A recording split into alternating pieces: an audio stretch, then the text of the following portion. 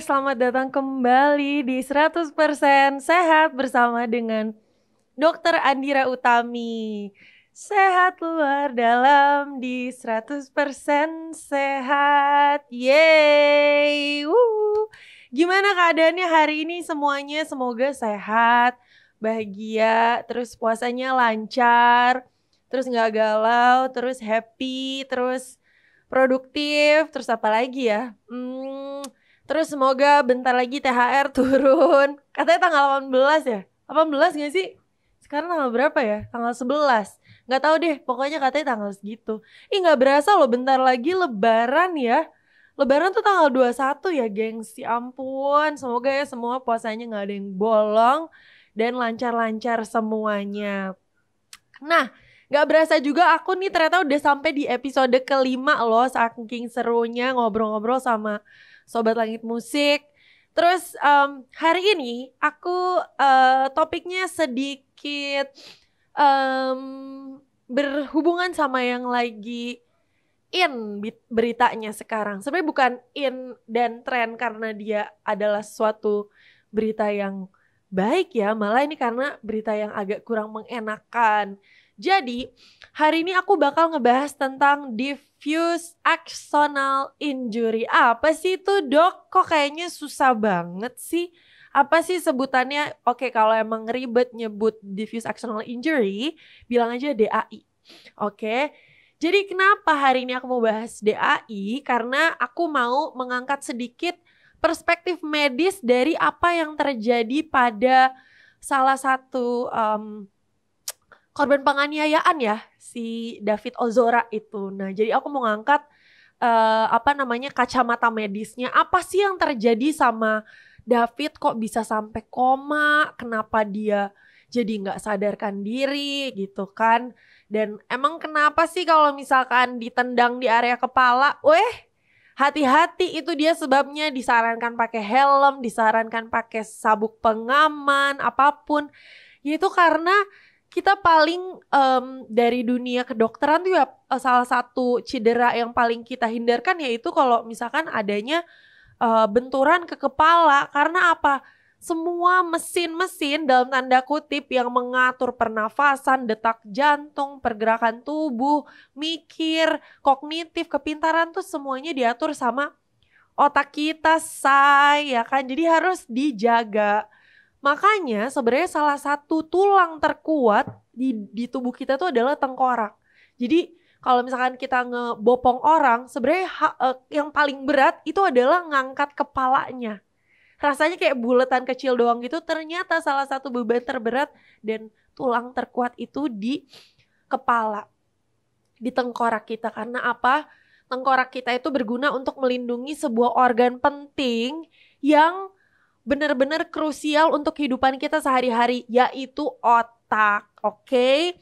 Jadi hari ini kita mau ngebahas apa yang terjadi sih sebenarnya sama David Ozora ini. Jadi berdasarkan berita, David ini dikatakan mengalami yang namanya diffuse axonal injury. Oke? Dan diffuse axonal injury ini itu adalah sebuah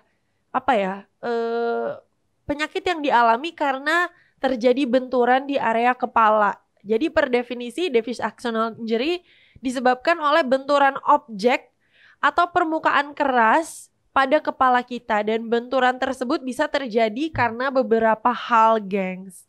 Jadi satu, bisa karena kecelakaan kendaraan. Makanya disarankan pakai helm, udah pasti, karena mau ngelindungin organ yang sangat amat penting, yaitu otak kita. Kedua, benturan permukaan keras di kepala, mau itu jatuh kayak ngegelinding ke gara-gara kepleset kayak atau apapun gitu. Atau pukulan kencang dari aksi kekerasan. Jadi semua benturan yang terkena ke kepala itu harus dimonitor selalu. Mau itu cuman lebam biru atau cuman sakit doang tapi nggak ada keluhan berdarah atau nggak ada lebamnya sama sekali. Tapi kalau udah benturan ke kepala, aku sebagai dokter yang biasanya nanganin misalkan ada kecelakaan di IGD, Kalau misalkan kepalanya ada biru atau lebam dikit aja, aku selalu minta untuk dimonitor 24 jam ke depan. Karena apa? Gejala-gejala yang menunjukkan ada cedera di otak itu tuh gejalanya secara awam tuh rasanya nggak bikin kita curiga gitu ke arah otak. Karena tahu nggak, kalau misalkan ada misalkan kita ada kekhawatiran, aduh nih jangan-jangan ada misalkan perdarahan atau ada bahasa gaulnya geger otak gitu atau ada apa. Tahu nggak keluhan apa yang kita cari kalau misalkan di rumah sakit? Pasien muntah. Ayo, nggak expect kan? Nggak mengira-ngira kan? Loh kok kebentur kepala itu yang dicari muntah apa enggak? Iya, karena kita nyari ada namanya muntahan proyektil. Kalau kepala terbentur kita terus curiga takutnya ada apakah ada hemorrhage itu perdarahan. Perdarahannya bisa macam-macam, bisa subdural, bisa di intrakranial, itu nama-nama anatomisnya ya. Tapi keluhan yang salah satu yang kita cari adalah apakah pasien setelah terbentur itu langsung muntah? Ya kan? Aneh kan, dok kok nanyain muntah apa enggak sih? Saya kan bukan lagi asam lambung. Oh tidak, kita malah lagi mencari gejala yang malah ada kecurigaannya ke arah yang bisa jadi ada bahayanya ke otak gitu. Kedua, tidak sadarkan diri, udah pasti. Atau abis sadarkan diri bangun lagi, terus nggak sadar lagi, bangun lagi, terus nggak sadar lagi. Itu juga bisa jadi salah satu ciri-cirinya. Karena memang gejalanya tuh ya namanya juga tugas kita mempelajari ya. Waktu kita di kedokteran baca buku segede-gede apa tahu gitu kan. Jadi ya inilah pertanyaan-pertanyaan yang akan kita lontarkan ke pasien yang sekiranya mengalami cedera di kepala, benturan kayak apapun, kayak pasti aku langsung otomatis menanyakan hal-hal tersebut. Karena penting sekali, karena persyarafan dan area otak itu ada namanya golden period-nya. Golden period itu adalah durasi waktu yang ideal untuk menyelamatkan persyarafan otak, perdarahan, supaya tidak menjadi kerusakan yang permanen. Ada yang namanya golden period atau grace period. Nah, dari faktor-faktor yang udah aku sebutin tadi tuh, yang kayak kecelakaan kendaraan, benturan permukaan keras di kepala, atau pukulan kencang dari aksi kekerasan, terdengar kayak ya udahlah cuman jatuh dari motor sama kena kepala, cuman kebentur tangga, cuman dipukul doang. Dipukul doang sih nggak cuman ya, makanya hindari tawuran, nggak boleh ya kalian berantem apalagi berantemin cewek, jangan dong, apalagi masih cinta monyet, jangan ya, amplop nih. Aku kan denger katanya David tuh masih 17 tahun ya. Kalau sepengalaman pribadi aku, pas aku 17 tahun tuh aku masih cinta monyet yang sangat maksimal. Seminggu yang lalu suka sama A, 2 minggu kemudian suka sama B. Terus sebulan kemudian udah lupa sama yang A sama B. Sekarang sukanya sama yang C gitu. 17 tahun aku merasa masih banyak eksplorasi terhadap dunia, terhadap diri sendiri, terhadap perasaan. Jadi ada baiknya jangan berantem.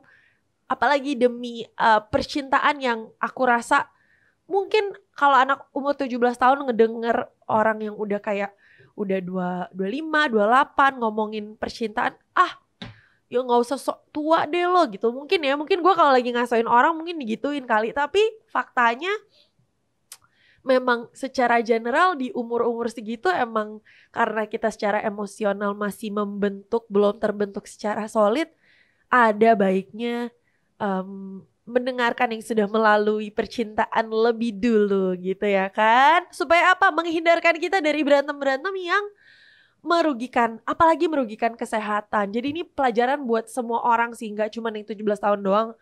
Kalau mau memperjuangkan sesuatu, kayaknya tangan jangan ikutan. Kecuali yang di depan emang sudah membahayakan nyawa gitu. Apakah dia bawa apa atau apa yang bisa melukai kalian, monggo self defense. Tapi kalau misalkan emang kekerasan itu bisa jadi jalan pilihan yang paling terakhir banget, ya kalau bisa ya begitu gitu. Karena dampaknya ya ini salah satu dampak buruk dari mengutamakan kekerasan dulu. Plus kalian juga jadi ini gak sih, jadi ingat kalau misalkan olahraga boxing atau muay thai atau apa, kan kepala dilindungin kan.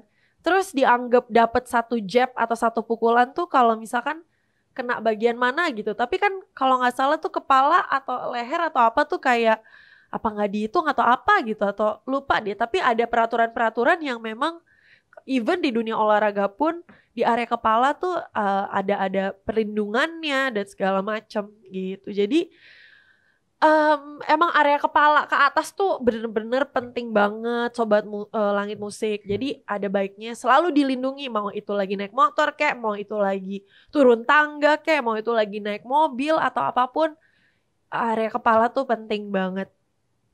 Dan mau cerita sedikit, jadi aku waktu sebulan yang lalu aku tuh kayaknya emang lagi menghindari makan nasi kan, jadi jarang banget makan nasi, jadi gulanya tuh dikit gitu intake-nya.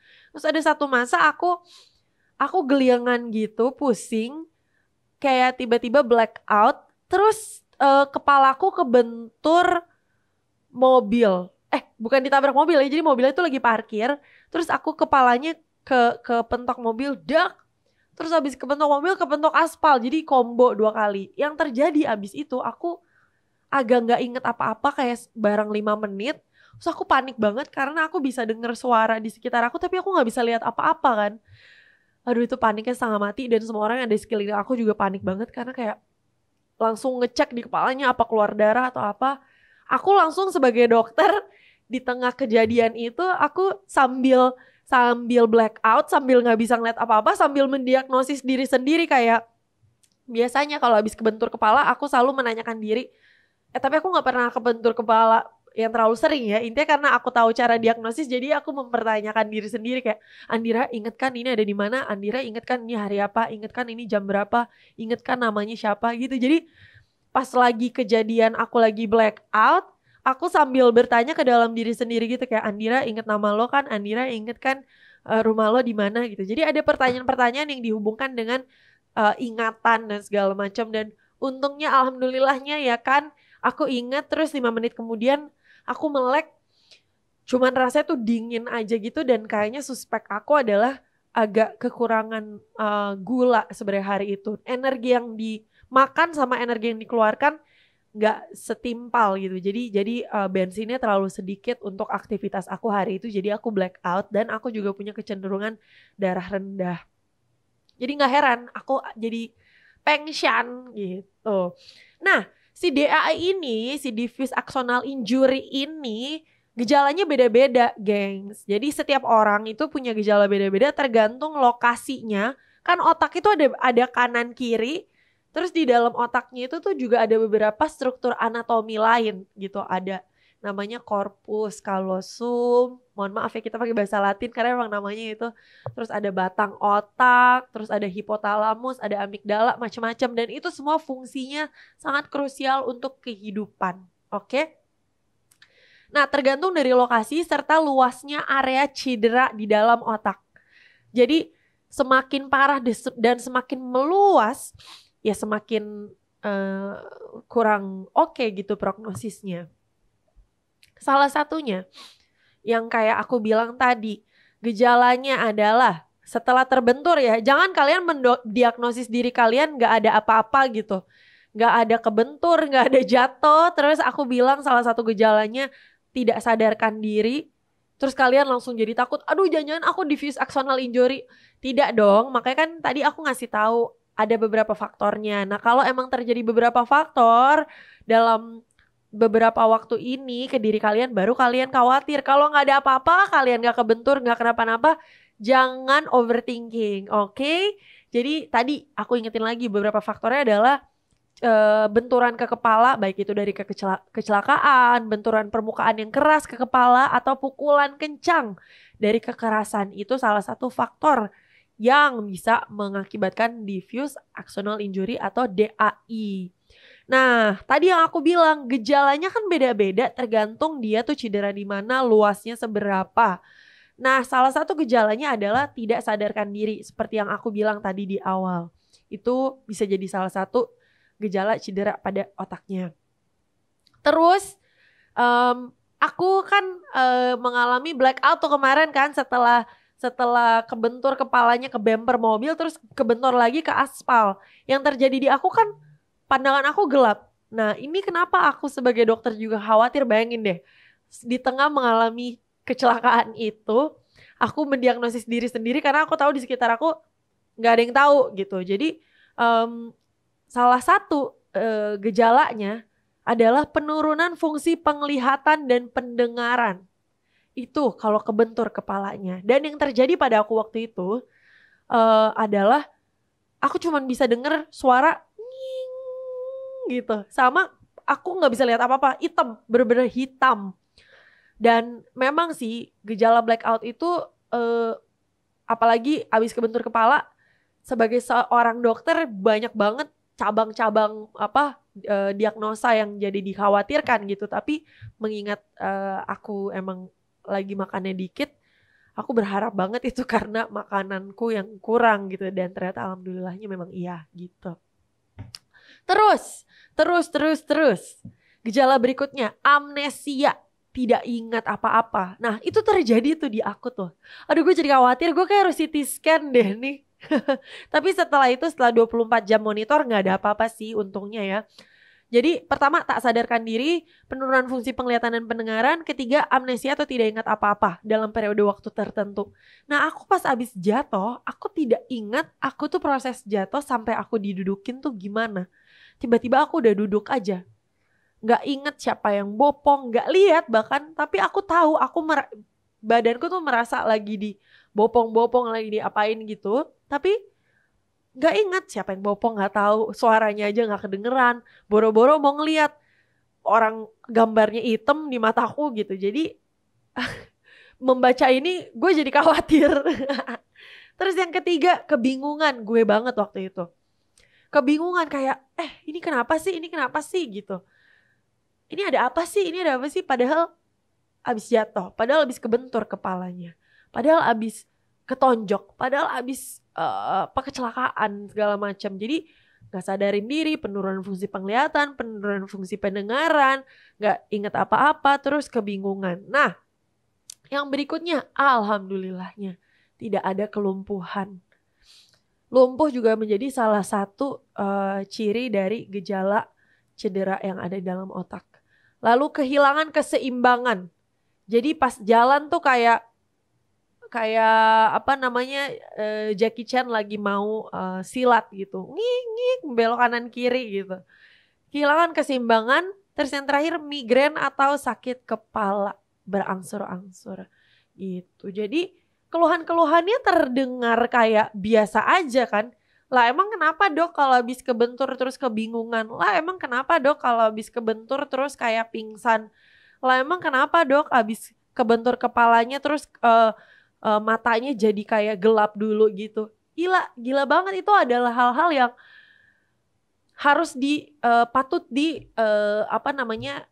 bukan ditakutin ya, lebih dimonitor gitu kalau emang terjadi apa-apa. Jadi kalau di sini ada teman-teman yang misalkan merasakan, aduh dok, aku habis kebentur nih kepalanya, jatuh gelinding di tangga atau apa, amit-amit semoga enggak ya. Atau kayak, dok aku lupa pakai helm pas naik motor, terus ada bolongan, jeglokan, terus aku ke pental, nah terus aku pusing terus pingsan. Nah itu coba dimonitor dulu 1 jam, 2 jam, 3 jam, 24 jam sampai seminggu. Apakah ada gejala-gejala tambahan lainnya gitu. Terus tahu nggak sih si diffuse axonal injury ini tuh ada stadium-stadiumnya. Jadi ada stadium 1, stadium 2, stadium 3 gitu. Kalau stadium 1 itu cuman kena nggak cuman sih, aku tuh selalu menganggap kalau misalkan udah kena otak gitu atau otaknya cedera, aku selalu tidak menganggap itu hal yang sepele karena otak gitu. Otak tuh kayak ibaratnya bayangin deh, artificial intelligence atau AI itu kan mencoba memimik bagaimana otak bekerja kan. Saking kompleks dan penting dan hebat dan kerennya otak gitu. Jadi sebegitu krusial dan pentingnya si organ kita yang ada di kepala ini gitu. Jadi kalau ada yang bilang, otak udang. Udang tuh punya otak gak sih, geng? Apa otaknya kecil banget ya? Intinya kan berarti otak tuh menggambarkan banyak banget hal yang berhubungan dengan kognitif, ingatan, kepintaran, memori, pergerakan tubuh dan segala macam banget yang fungsinya diatur sama otak. Dan kalau otak kita yang cedera, alamak, itu harus dimonitor terus ya. Makanya ini tuh sebenarnya nggak cuman aku mau tujukan ke teman-teman yang misalkan udah punya banyak aktivitas, tapi even anak-anak kecil juga, baby-baby di rumah gitu. Yang punya anak-anak kecil di rumah, monggo diliatin gitu jalannya, kalau lagi jalan di tangga, kan mereka lagi sukanya lari-lari. Udah gitu samping-samping meja juga hati-hati yang misalkan sudut-sudutnya tuh tajam.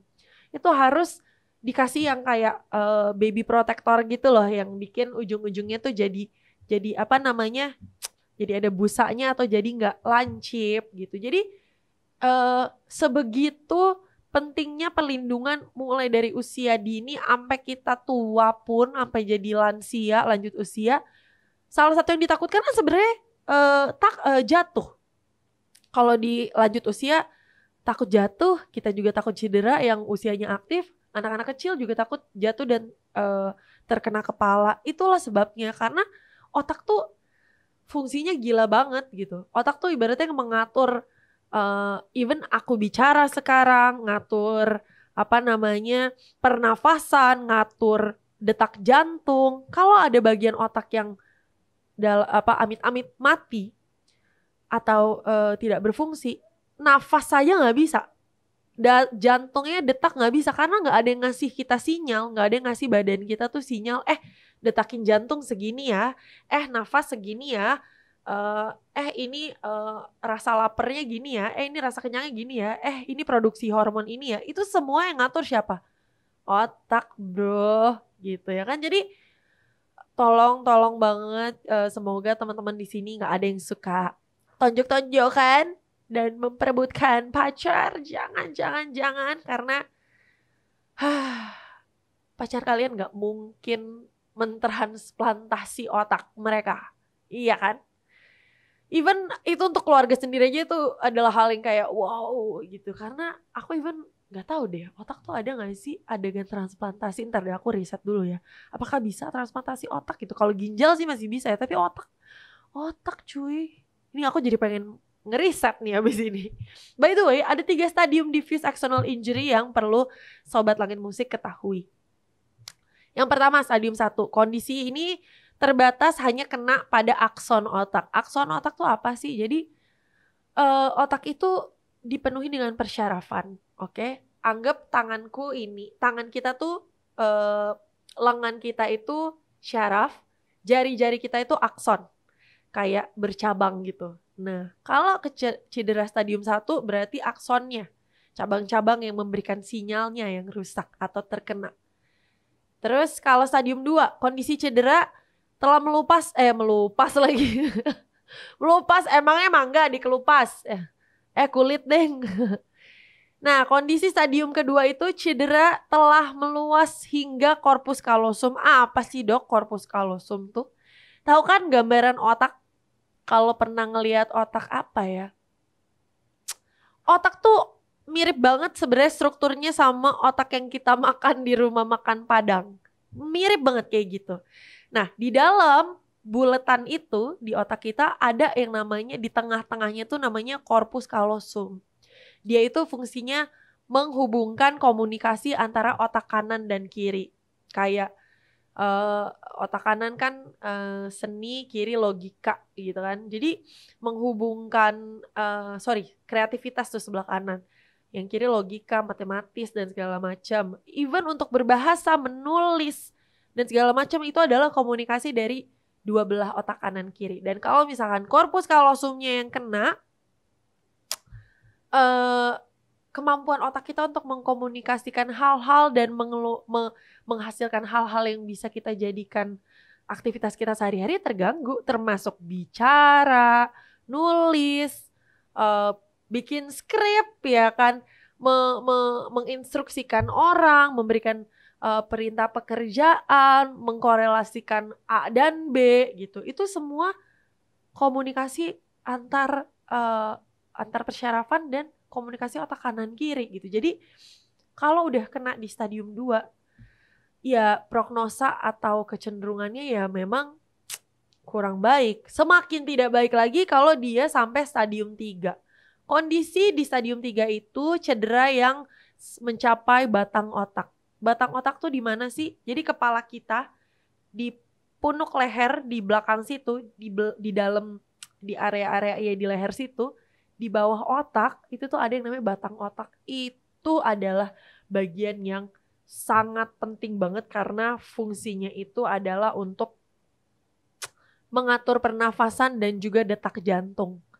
Bayangin kita hidup kan dari detak jantung dan nafas. Kalau misalkan mesin utama yang ngatur nafas sama detak jantungnya error atau cedera, nafas aja kita udah pasti harus dibantu teman-teman. Harus dibantu mesin. Makanya kalau misalkan ada orang yang misalkan koma atau masuk ICU, misalkan takut atau terkena batang otak. Jadi cedera terkena batang otak itu nggak cuma sekedar dari pukulan ya.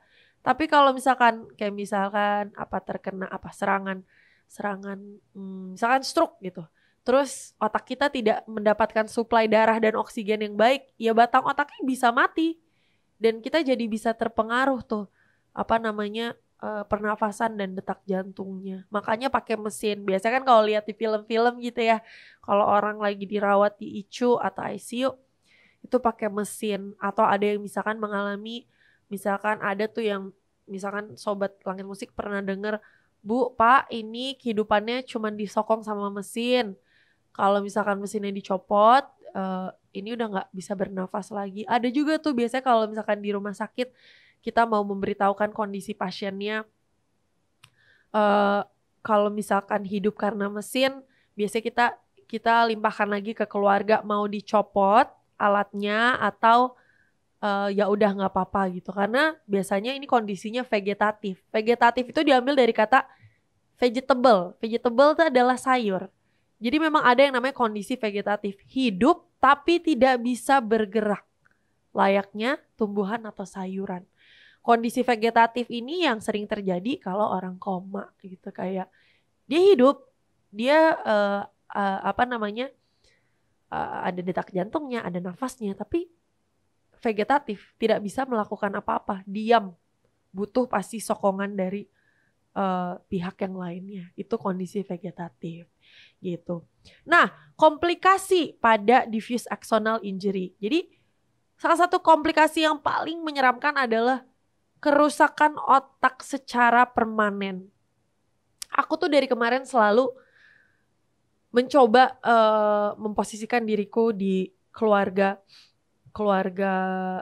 baik ayah, ibu, atau baik David Ozoranya sendiri gitu. Aku sebenarnya sangat miris dan sedih gitu karena usianya masih sangat muda, 17 tahun gitu. Dan komplikasi yang bisa terjadi kalau misalkan seseorang mengalami diffuse axonal injury, bahkan umur 17 tahun tuh harusnya baru masuk kuliah ya kan teman-teman ya. Baru masuk kuliah paling semester 1 ya, bener gak sih? Gue udah jauh banget dari umur 17 jadi lupa step-stepnya. Nah, di usia yang harusnya dia bisa eksplor banyak hal, dia terkena sesuatu. Dan bahkan kemarin dari apa yang aku tonton di berita, David ini belum bisa masuk sekolah sampai waktu yang belum ditentukan. Gitu kan? Gimana ya, bukannya lagi mau ngegoreng atau apa, tapi dari sisi medis aku tuh karena kita mempelajari prognosanya, kecenderungannya, gimana sih ramalan kesehatannya dari gejala yang ada, kerusakan otak yang ada, ya memang sangat mengenaskan gitu karena dia nafas pakai trakea itu tracheostomy. Tracheostomy itu berarti di tenggorokannya dibolongin biar bisa masuk tuh oksigen, nafas lewat situ teman-teman. Dan suaranya nggak keluar karena kemungkinan ada komplikasi dari pemakaian tracheostomy itu atau yang lewat pernafasan lewat tenggorokan yang dibolongin lehernya, plika vokalis atau vocal cords atau yang mengeluarkan suara nih, yang kita bisa bikin suara ini kayak ngomong, itu juga terdampak. Jadi suaranya nggak keluar, cuma bisa mangap aja gitu. Jadi kerusakan otak permanen dari kemarin tuh selalu miris gitu, kayak ya ampun masih 17 tahun, kehidupannya masih panjang, semoga keluarganya selalu diberikan ketabahan. Begitu juga dengan David Ozoranya, karena apa? Ini kondisi yang gak mudah, terutama dialamin sama anak yang usianya masih sangat belia, 17 tahun gitu. Banyak banget hal-hal yang mau pasti dilakukan sama anak tersebut gitu. Aku ngebayangin 17 tahun aku gitu. Gila, aku tuh lagi heboh-hebohnya, bandel-bandelnya mengeksplorasi dunia pertemanan gitu. Maksudnya bandel tuh in a way of kayak, dulu kan aku gak boleh pulang di atas jam 10 malam. Jadi bandel-bandel explore rebel gitu. Jadi tiba-tiba aku pulang jam 11, setengah 12. Dulu tuh pas aku SMA tuh kayak gitu, karena anak cewek satu-satunya, jadi strict banget. Nah begitu juga aku ngebayangin para anak-anak 17 tahun lainnya, itu usia dimana eksplorasi terjadi tapi musibah gak ada yang tahu. Makanya dengan adanya komplikasi kerusakan otak secara permanen ini, aku sangat mengharapkan semoga bisa diminimalisir dengan beberapa terapi-terapi yang bisa dijalankan nantinya gitu. Yang kedua, selain kerusakan otak permanen, bisa kelumpuhan permanen juga. Bisa lumpuh tangan, lumpuh alat gerak, pokoknya lumpuh aja gitu. Dan itu setiap kali aku mengingat, makanya dari tadi nih kalau teman-teman yang lihat aku di podcastnya di video gitu, ada banyak pandangan-pandangan yang sambil kayak ya ampun, kerusakan otak permanen, ya ampun kelumpuhan gitu. Karena aku gak kebayang gitu, dengan adanya semua itu, mental health-nya juga pasti terpengaruh. Karena apa? Itu kan mengalami beban yang gila besar sekali gitu. Jadi semoga sekali lagi selalu diberikan kekuatan, baik David ataupun keluarga atau siapapun di luar sana yang mengalami cedera di bagian otak. Lalu yang berikutnya gangguan fungsi indera. Penglihatan, pendengaran, pengecapan, penciuman, indera perasa. Aduh, banyak banget yang diberikan oleh indera kita gitu. Banyak banget palet kehidupan dan kebahagiaan kecil yang diberikan oleh indera kita. Contoh, misalkan kita liburan. Indera penglihatan kan, kita bisa melihat pemandangan yang indah, itu udah bisa jadi sesuatu yang kita syukurin. Penciuman, kita bisa nyium aromaterapi yang enak, bikin relax, itu juga bikin bahagia kecil. Terus pengecap, yang suka kuliner, makan kesana sini, kalau indera perasanya mati kan, semuanya gak ada rasa gitu. Bahkan aku dulu ya jadi pengen cerita juga pas COVID awal-awal tuh yang Delta, terus yang pas rasanya jadi hambar hilang, makan Indomie itu nggak ada maknanya gitu. Kayak ya ampun, gue makan apa sih ini panjang-panjang kenyal-kenyal, udah gitu cuman berbumbu berminyak gitu, nggak ada rasa gitu. Jadi kayak Indomie tuh nggak ada maknanya kalau aku nggak bisa merasakan dan nggak bisa mencium aromanya begitu. Sebegitu pentingnya hal-hal kecil yang kita merasa kayak cuman indera penciuman, cuman indera perasa.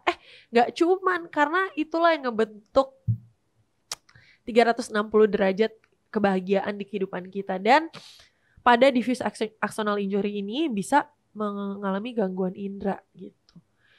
Tapi yang paling sering itu indera penglihatan bisa menjadi buta, gangguan pendengaran, atau gangguan memori. Memori itu bukan indera, ini adalah komplikasi yang berikutnya. Jadi kerusakan otak permanen, kedua gangguan fungsi lumpuh, ketiga gangguan fungsi pada indera, bisa buta atau gangguan pendengaran, yang terakhir gangguan ingatan dan belajar. Bayangin di usia yang masih muda mengalami gangguan ingatan dan belajar, itu adalah hal yang sangat pasti memukul hati orang tuanya. Karena apa? Pasti ada harapan besar yang pengen diberikan ke anaknya supaya anaknya mengenyam banyak ilmu, baik itu hobi atau pendidikan atau ilmu apapun deh. Jadi gangguan ingatan dan belajar rasanya itu bukan lumayan ya, sangat sangat apa ya, sangat krusial gitu, sangat penting, sangat menjadi apa ya, core dari kehidupan gitu kayaknya ya. Karena kita pada dasarnya kan aku merasa kita akan selalu mengingat dan belajar seumur hidup sampai mati, mau itu pelajarannya akademis atau non akademis itu. Jadi gangguan ingatan dan belajar, gangguan pada kognitif gitu, gangguan pengkorelasian perasaan, mengerti interaksi sosial, itu gimana ya, penting dan berperan besar sekali gitu pada kehidupan. Jadi apa namanya, ya sangat penting. By the way di sini ada yang nanya, Kak kalau David itu kena apanya sih sampai parahnya kayak gitu? Ih, kan dari tadi aku ngejelasin. Itu kena otaknya, namanya diffuse axonal injury, gengs. Jadi aku mungkin mau recap dikit dari depan. Siapa tahu ada teman-teman yang nggak dengar tadi dari depan. Jadi David Ozora itu terkena cedera pada otak. Namanya diffuse axonal injury. Diffuse axonal injury itu nggak cuman disebabkan sama pukulan atau tendangan atau injakan gitu ya. Tapi bisa terjadi juga karena kecelakaan kendaraan, benturan permukaan keras di kepala, pukulan kencang dari aksi kekerasan, atau apapun deh yang terbentur kepala kita secara keras, itu bisa menjadi faktor resiko terjadinya diffuse axonal injury. Diffuse axonal injury ini tuh sebenarnya adalah cedera pada otak gitu. Nah, gejalanya beda-beda. Aku mau balikin lagi tuh tadi. Nggak sadarkan diri, penurunan fungsi penglihatan, amnesia, kebingungan, lumpuh, kehilangan keseimbangan, migrain, dan sakit kepala. Itu gejala-gejalanya. Jadi kalau teman-teman habis kebentur kepalanya, ingat tadi gejala-gejala yang aku kasih tahu. Dan jangan lupa dimonitor minimal dari sejam sampai 24 jam berikutnya. Jadi satu harian itu sampai bahkan seminggu dimonitor. Ada pertambahan gejala atau perburukan gejala atau tidak. Karena tadi tanya, apanya sih Kak yang kena? Nah, aku pas baca berita nggak dikasih tahu bagian otak sebelah mana, tapi dikatakan mengalami diffuse axonal injury itu, DAI. Dan DAI itu ada 3 stadium, teman-teman. Tadi yang aku jelasin, cederanya kena akson. Stadium kedua cedera kena corpus callosum di otak, itu yang mengkomunikasikan otak kanan dan kiri. Dan stadium ketiga, yang aku asumsikan stadium terburuk dan terbahaya adalah kondisi cedera yang mencapai batang otak. Batang otak itu fungsinya apa? Tadi buat ngatur pernafasan dan juga detak jantung. Kenapa parah? Kenapa sih Kak David sampai parahnya kayak gitu? Karena tadi aku bilang fungsi otak itu buat mengatur semuanya teman-teman. Buat ngatur banyak banget hal-hal. Jadi penting banget untuk tahu. Terus ya itu tadi jawabannya ya. Kak kalau David itu kena apanya sih sampai parahnya kayak gitu? Ya itu tadi yang aku infokan, terkena pada bagian otak dan itu disebut sebagai diffuse axonal injury yang tadi aku sampaikan gitu. Terus apalagi ya? Bentar. Ada sedikit keerorisman, boleh minta tolong nggak, gengs? Ini kenapa tidak terpapar ya? Oh, oke. Nggak. Udah aman Pak Produser. Nah, Dok, kepala saya pernah bocor tapi nggak sobek, tapi berdarah banyak jatuh dari lantai 2. Ya ampun, astagfirullah. Ya alhamdulillah cuma rambut aja nggak tumbuh di area situ. Oh iya ya ngerti. Aku bacain dulu ya, Dok, kalau mau diet nahan lapar kok nggak nyambung, tapi ya udah nggak apa-apa. Dok kalau David itu kena apanya ya gitu. Oke. Ada 2 hal. Karena mungkin tadi aku cerita tentang diet nahan lapar terus bukan diet sih. Aku nggak banyak makan gula terus jadi pingsan. Pengaruhnya ke otak. Sebenarnya bukan pengaruh akan cedera kayak diffuse axonal injury itu, tidak. Karena diffuse axonal injury ini faktor pencetusnya adalah benturan. Jadi kalau dihubungkan sama makanan yang kita makan itu lebih ke kayak ke gula darah kita dan kita bisa pingsan, bisa terganggu penglihatannya juga kalau misalkan emang gula darah kita rendah banget. Jadi kalau nahan lapar atau mau diet ya semoga jangan sampai blackout ya. Terus kalau soal Dok, kepala saya pernah bocor tapi nggak sobek, tapi berdarah banyak, jatuh dari lantai 2. Alhamdulillah cuma rambut aja nggak numbuh di situ. Nah, Kalau misalkan terjadi kayak gini, apa namanya? Kalau misalkan tidak ada gejala yang bertambah buruk, seperti misalkan matanya jadi buram atau ada kekuatan tangan yang jadi melemah. Coba deh, salah satu cara yang paling mudahnya itu kepelin tangan sekuat-kuatnya. Ada nggak yang dirasa kayak apa namanya? Ih kok tangannya kayak nyeri-nyeri nggak bisa ngepel kenceng gitu ya. Terus misalkan ada yang nyetir mobil, misalkan kelumpuhan tuh yang terjadi bisa sesimpel nggak bisa nginjek gas gitu. Kekuatannya tuh nggak ada gitu. Jadi cara ngeceknya itu lumayan simpel tapi mungkin karena teman-teman nggak tahu jadi bingung cara ngeceknya gimana gitu. Terus em, ini pertanyaannya mungkin agak melenceng tapi nggak apa-apa aku jawab juga mumpung memang di sini 100% sehat. Jadi aku mau ngejawab juga, Dok kalau mau diet nahan lapar sampai perut nyeri gitu boleh nggak dok? Tentu tidak. Karena apa? Aku mau kasih analogi gini. Perut kita itu anggap aja kayak panci. Panci kalau misalkan nggak diisi makanan terus cuman ada minyaknya doang yang digoreng pakai api. Kenapa aku anggap minyaknya itu posisinya lagi api nyala? Karena asam lambung itu sangat asam, teman-teman, sangat asam dan bisa menghancurkan besi. Jadi waktu itu pernah ada eksperimen pas aku lagi di sekolah di kedokteran, aku pakai asam lambung salah satu binatang mamalia dan aku tetesin ke besi. Tahu nggak besinya itu berasap. Jadi satu-satunya organ di tubuh kita yang bisa menampung asam lambung dan tidak melukai. Karena kenapa harus ditampung? Karena asam lambung ini kalau karena organ yang lain fatal banget, bisa jadi kematian. Karena apa? Asam lambung tuh sangat asam dan bisa dalam tanda kutip membakar organ-organ lainnya. Nah makanya kalau misalkan sampai perut nyeri gitu nggak boleh. Karena apa? Kalau misalkan si panci ini terus minyaknya ada, tapi nggak ada makanan yang digoreng, apa yang terjadi? Pancinya kan atau wajannya kan yang akan jadi hitam-hitam karena apa? Dia akan menggerogoti wadahnya sendiri, layaknya lambung kita. Kalau kita nggak ada makanan yang diisi gitu, makanya sahur harus sahur ya, jangan kayak udahlah gampang gitu, jangan. Karena apa? Masa kalau lagi puasa malah jadi membuahkan penyakit baru, jangan ya. Karena yang bisa terjadi adalah apa? Sakit asam lambung. Kedua, luka pada lambung. Tahu nggak kalau luka pada lambung bisa terjadi apa? Kita bisa minum air aja nggak mampu. Aku pernah dapat pasien, lambungnya itu luka, minumnya harus lewat mana sama makannya? Lewat hidung, pakai nasogastric tube. Dimasukin selang ke dalam hidung, langsung disambungin ke lambung. Gak mau kan? Makan kayak gitu, makanya dijaga lambungnya, jangan diet-diet yang sampai perutnya sakit, apalagi sampai lambungnya bocor. Atau sebutan kerennya di dunia medis adalah perforasi gastrik. Gaster perforation. Itu lambungnya artinya bocor. Nah kalau misalkan bocor, cairan asam lambungnya itu kena ke organ lain ke dalam tubuh.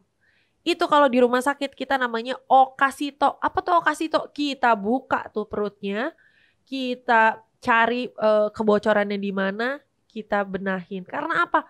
Asam lambung ini tuh nggak boleh dan nggak bisa kena ke organ lain. Saking dia tuh cuman organ satu-satunya yang kuat nahan asamnya lambung tuh cuman lambung gitu. Jadi diet sampai sakit perut nyeri gitu tidak boleh. Tenot, oke? Terus ada yang nanya nih namanya Lakshandi, sahur makan yang manis-manis boleh nggak sih? Oke, ini sebenarnya kayaknya ke topik kita yang kedua ya, apa ketiga gitu. Kita lagi ngebahas mempersiapkan sahur dan bulan puasa kan. Aku mau ngasih tahu, yang manis-manis boleh, tapi aku cuma mau ngasih tahu aja, manis-manis itu apa namanya, sumbernya lebih baik jangan dari makanan yang terproses atau di dalam kemasan. Karena apa? Kalau cuma tinggi di gula, terus seratnya nggak tinggi, vitaminnya nggak ada, mineralnya nggak ada. Satu, kalian cuma makan gula doang. Gula kalau nggak dipakai, jadinya apa? Gula yang tidak dipakai di dalam tubuh itu disetor jadi lemak. Lemak disetor kemana? Ke bawah lengan, ke perut, ke paha, ya kan, ke pipi, ke leher gitu. Jadi kalau bisa makanlah sumber gula atau garis miring karbohidrat. Karena karbohidrat itu kalau dipecah di dalam di dalam tubuh kita jadinya gula. Jadi gula itu tuh bentuknya tidak selalu manis ya teman-teman. Gula itu, nasi itu isinya gula, roti itu isinya gula karena apa, dia karbohidrat gitu. Jadi kalau emang mau makan yang manis-manis, pilihlah sumber karbohidrat yang kompleks. Jangan karbohidrat yang simple. Maksudnya, atau dalam bahasa lain jangan milih simple sugar atau gula sederhana. Pilihlah gula yang kompleks karena apa? Dia bikin kenyang lebih lama. Terus dipecahnya lebih lama. Dan kecenderungannya sumber-sumber makanan yang karbohidrat kompleks atau kompleks sugar itu sumber makanannya pasti lebih bernutrisi. Jadi boleh makan yang manis-manis, tapi kalau bisa yang sumbernya bagus. Oh, sepertinya saya tahu pertanyaan ini berasal dari mana. Ada yang menanyakan rekomendasi obat buat keloid. Emang terjadi keloid kah di... Oh, oke. Ternyata Bapak produser kita berkonsultasi di sini, minta rekomendasi obat keloid. Nah, sebenarnya abis ini aku akan menanyakan secara pribadi, apakah mengalami ada tuh yang namanya, biasanya kalau mau beli obat keloid, ada nggak tuh suka iritasi atau alergi sama obat-obatan salep gitu. Nah, kalau misalkan emang nggak ada, baru nanti kita kasih beberapa list obat yang bisa dibeli. Sebenarnya salah satunya yang paling gampang over the counter atau OTC dan gak pakai resep itu bisa beli yang namanya Mederma gitu. Namanya Mederma ya, atau Lanekeloid. Mederma sih lebih hits. Gak di endorse tidak apa, tapi intinya paling sering aku biasanya ngasih pasien di IGD kalau misalkan abis dijahit. Biasanya itu terjadi keloid karena misalkan ada sobekan terus dijahit ternyata lukanya tuh nimbul gitu. Jadi terjadilah keloid dan biasanya aku resepin Mederma. Tapi gak pakai resep juga gak apa-apa karena dia bukan obat yang terlalu keras gitu. Nah, semoga ilmu hari ini bermanfaat ya. Aku ingetin sekali lagi, tolong jangan ada yang berantem-berantem pakai kekerasan apalagi untuk memperebutkan percintaan. Jangan merebutkan uang juga jangan. Biar semua kejahatan atau apapun dibalas sama yang Maha Esa, itu lebih adil dan lebih gitu kok. Aku percaya kok ada CCTV 24 jam 7 hari yang melihat perilaku dan tabiat kita semua sehari-hari. Jadi semoga tidak ada kekerasan yang jadi merugikan siapapun, dan jaga kepalanya, baik isi kepala ataupun kesehatan kepalanya supaya sehat selalu, bahagia selalu. Terus siapapun nanti yang mau nanya dan nggak mesti tentang topik hari itu juga sih. Jadi kalau misalkan emang Sobat Langit Musik ada yang mau menanyakan hal-hal di luar topik hari itu juga nggak apa-apa, karena menyenangkan jawab pertanyaan dari Sobat Langit Musik sekalian kita ngobrol-ngobrol ya kan. Jadi makasih banget hari ini yang udah mejeng bareng dari jam 11 sampai jam 12 siang. Ngebahas tentang kesehatan, ngobrol, tanya jawab. Aku seneng banget berinteraksi sama Sobat Langit Musik.